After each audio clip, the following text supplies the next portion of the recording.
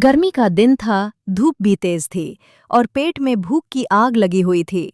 एक कमजोर सी बिल्ली, जिसका पेट बिल्कुल अंदर को धंसा हुआ था, गली के एक कोने से दूसरे कोने तक भाग भाग कर कुछ खाने की तलाश कर रही थी। कभी कूड़ेदान में झांकती, कभी किसी दुकान के बाहर खड़ी होकर उम्मीद से देखती, लेकिन हर जगह से मायूसी मिलती। न रोटी, न दूध, न हड्डियां, बस खाली हाथ। दौरान सामने फुटपाथ पर दो मोटी ताजा ताजा बिल्लियां बैठी मजे से पिज्जा खा रही थीं। एक ने चटखारे लेकर बाइट लिया, दूसरी ने हंसते हुए कहा, अरे देखो वो फकीरी बिल्ली फिर से भूखी फिर रही है। दोनों जोर जोर से हंसने लगीं और एक ने मजाक उड़ाते हुए पिज्जा का एक टुकड़ा उसकी तरफ उछाल दिया, लेकिन वो भी कीचड़ में जा गिरा। भूख से बुलबुलाती वो छोटी बिल्ली आंखों में आंसू लिए खामोशी से वहां से हट गई। अब वो नौकरी की तलाश कर रही थी। इसने बहुत मेहनत की, होटल में खाना बनाया, टेबल साफ किए, झाड़ू पोंछा लगाया, बचा हुआ खाना खाकर गुजारा किया। और ऐसे ही 3 महीने गुजर गए। वो पैसे जमा करती रही।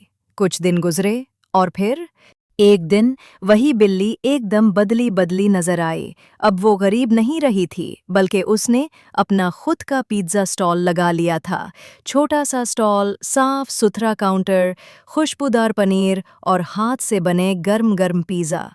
इतने में वही 2 फरबे बिल्लियां वहां से गुजरें और हैरान रह गईं। अरे, ये तो वही बिल्ली है। बिल्ली ने हल्की मुस्कुराहट के साथ कहा, क्या हुआ, अब नजर झुक गई ना? वही हूं मैं, जिसका कल तुमने मजाक उड़ाया था। आज वो मेहनत से यहां तक आई है।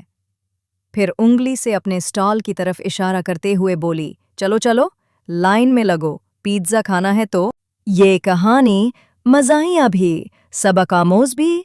मेहनत कभी जाया नहीं जाती और दूसरों का मजाक मत उड़ाओ, हो सकता है कल वो तुमसे आगे निकल जाएं। दूसरों का भी ख्याल रखो। अब हम मिलेंगे अगली वीडियो में। अरे ये क्या, आपने अभी तक लाइक, सब्सक्राइब और शेयर नहीं किया? तो जल्दी करें। टाइम फॉर ट्यून्स ऑफिशियल को सब्सक्राइब करें, जहां हर रोज होती है हंसी, डर, कहानियां और थोड़ी सी शरारत भी।